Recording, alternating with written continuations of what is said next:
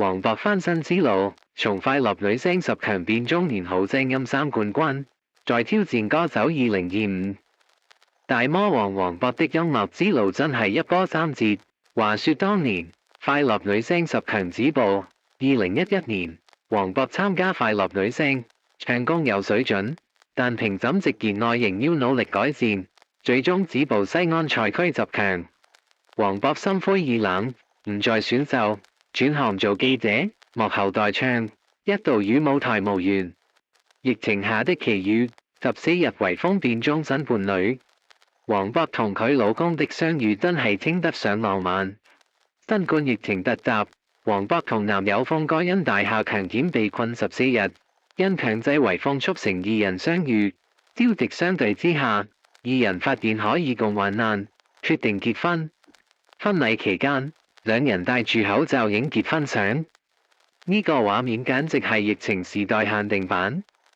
黃渤在一場疫情中找到幸福，更重新揾返掉低咗多年的音樂咯。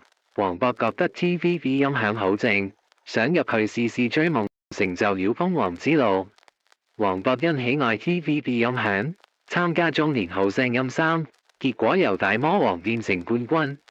黃渤老公也全力支持佢，粉絲本以為佢會安於 TVB 發展，點知佢又報名咗歌手2025，再挑戰內地音樂舞台。網民反應就分兩派，有支持有批評，有粉絲讚佢勇敢追夢，但亦有人質疑，剛封王報名內地比賽 ，TVB 會唔會覺得佢難以合作？黃渤自己回應：公司冇反對，我一直鍾意唱歌，希望繼續向歌手方向努力。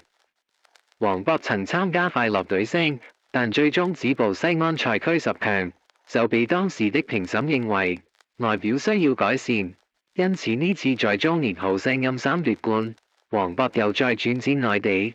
有部分媒體就稱之為復仇之旅。究竟黃渤呢場音樂之旅係真正復仇，抑或只係純粹挑戰自我？復唔復到仇呢？你又點睇？